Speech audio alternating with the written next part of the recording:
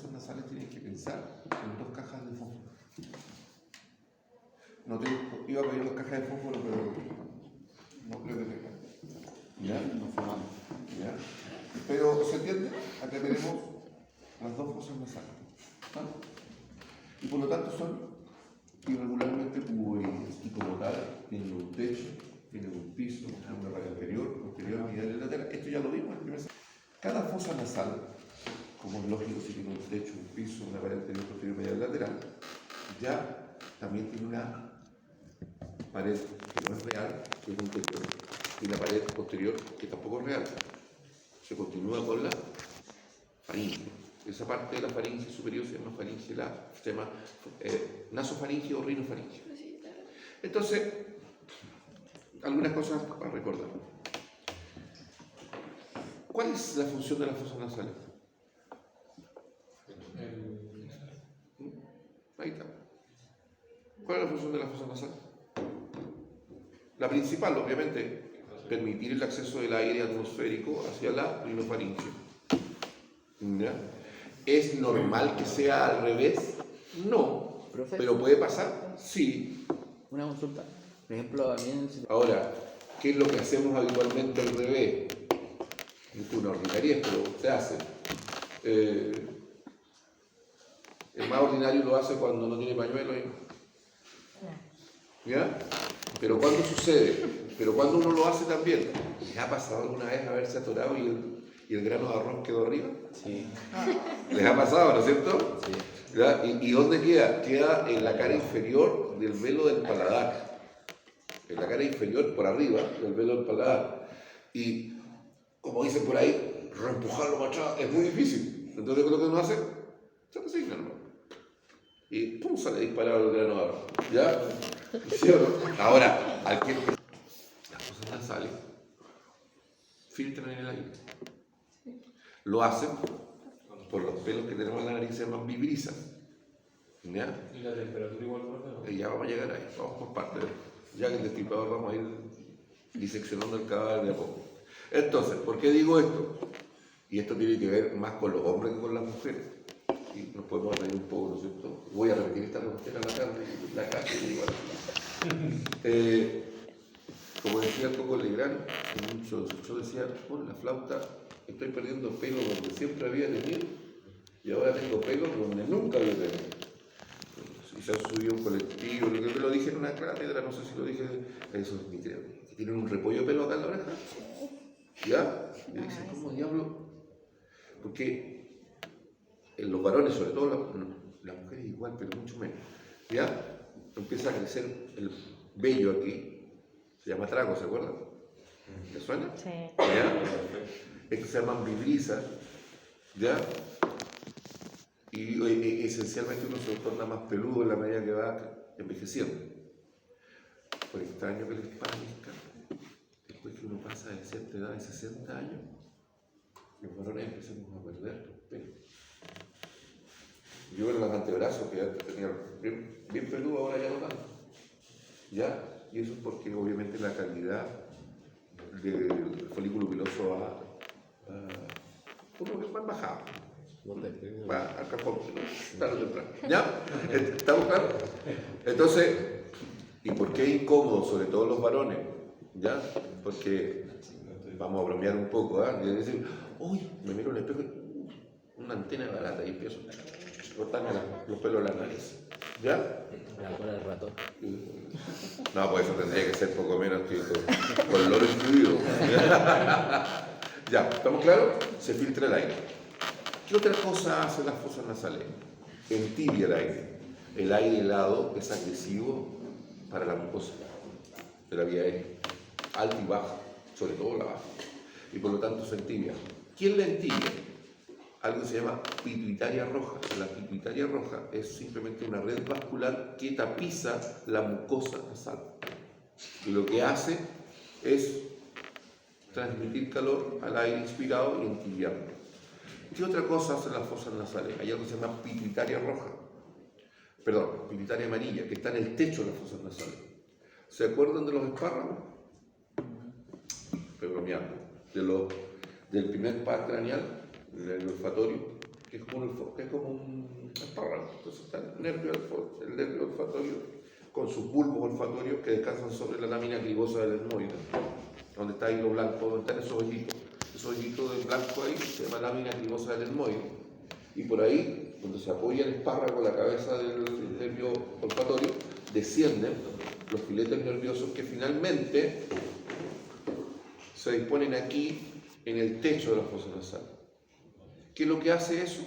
Ya lo sabe usted, captura químicos que flotan en el aire y que son expelidos por diferentes materias. A ver, uno dice, ¿por qué no puede decir que es orgánico? Porque hasta el plástico a veces tiene olor. O sea, cosas orgánicas. ¿La tierra tiene olor? Sí tiene. ¿Las piedras tienen? También. Entonces, no solamente lo orgánico tiene olor, lo orgánico también lo tiene. Algunas personas tienen una sensibilidad exquisita. Yo tengo una colega que lo contaba la otra vez. Cuento siempre la misma historia porque es lo que yo recuerdo con mi colega, y ella sentía olor a perro muerto. El perro muerto estaba como a 3 cuadras. Es como cuando uno siente el olor asado al vecino, pero no era nada. Pero ya, entonces, el olfato, el paso del aire atmosférico, entibia el aire, filtra el aire. Las fosas nasales también tienen, si usted se fija, estas cosas que están acá, que están rotas acá, son los cornetes. Y cornetes no un puñete por si acaso. ¿Qué hacen los cornetes? Modulan el flujo aéreo y hacen que el flujo pase y haga un pequeño remolino para que pase por la pituitaria amarilla para sentir los olores. ¿Ya? En el tabique nasal existe un órgano que se llama órgano de Jacobson también. Que está un poco, ¿Órgano cuánto? órgano de Jacobson. Está medio atrofiado en los seres humanos, pero los animales como el perro, el gato y otros mamíferos más pequeños, más básicos, lo tienen mucho más desarrollado. Y esto se le ha querido dar un cierto significado, de lo cual sabemos que algo de eso hay, pero no tenemos certeza de cuánto realmente influye. A ver, siempre cuento lo mismo. Usted conoce a alguien, esa persona nunca le ha hecho ni daño ni le ha hecho bien, y usted le cae, pero bien el primero. Y otro que nunca, no tiene ningún problema y le cae gordo, eso no pasa, no hay caso. Se dice que eso tiene que ver con las feromonas. Que el órgano de Jacobson lo que hace es capturar estas feromonas y ese sistema nervioso lo interpreta de manera inconsciente y así se producen las afinidades. ¿Estamos? La otra cosa que hacen las fosas nasales tienen algo básico. Están los senos paranasales, ¿cierto? ¿Qué es lo que hay en los senos paranasales? Grandes concentraciones de glándulas que secretan moco. ¿Y cuál es el olor del moco? Yo que sufro rinitis, que todas las mañanas sonando las narices, y no por COVID, desde los 5 años. ¿Elimina la toxina que entra cuando respiran? Sí, pero ¿qué es lo que hace? ¿Conocen el papel atrapamosca? Sí. El moco lo que hace es aquellos elementos más pequeños que no pudieron ser retenidos por las vibrisas, las capturan. La pregunta es millón, ¿capturan todas? No, pero es la primera barrera. ¿Estamos? Entonces ya vemos que las fosas nasales no solamente permiten el flujo de aire, filtra el aire con las vibrisas, entibia el aire, permite el fenómeno de la olfacción, ¿no es cierto?, de poder oler químicos en el aire. ¿Qué más hace? Hace que el flujo sea específico y que fluya hacia la pituitaria amarilla, producto de los cornetes, ¿no es cierto? Hace algo más, fíjense. Lo he dicho por décadas y lo voy a repetir como siempre porque yo alguna vez fui niño y usted también alguna vez. ¿Qué es lo que uno hace de ocioso cuando es cabrón chico? En el auto, con sus papás, siempre y cuando haya tenido auto, si no en bicicleta. Y saca la mano por fuera, ¿verdad? Después se come el reto del papá que dice, mete la mano, saca la mano. Y después está entretenido con el flujo de aire, después el ocioso hace así, ¡fum! Se le va para atrás porque atrapa más aire y se le va para atrás. ¿Sí? No, saque la mano y toda la tontera. Y después, ¿qué es lo que uno hace siendo cabro chico?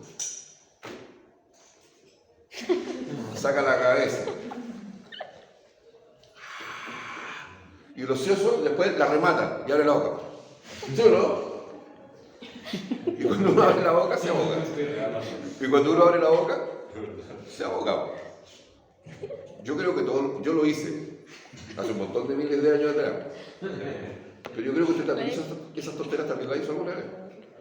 Entonces, ¿sí o no? Por el surdo. Sí, o sea, uno sale de Madrid, en mi época eso no existía, pero uno lo hace igual.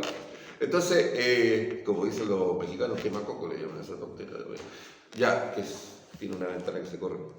Entonces, el sentido a las narices. ¿Por qué las narices?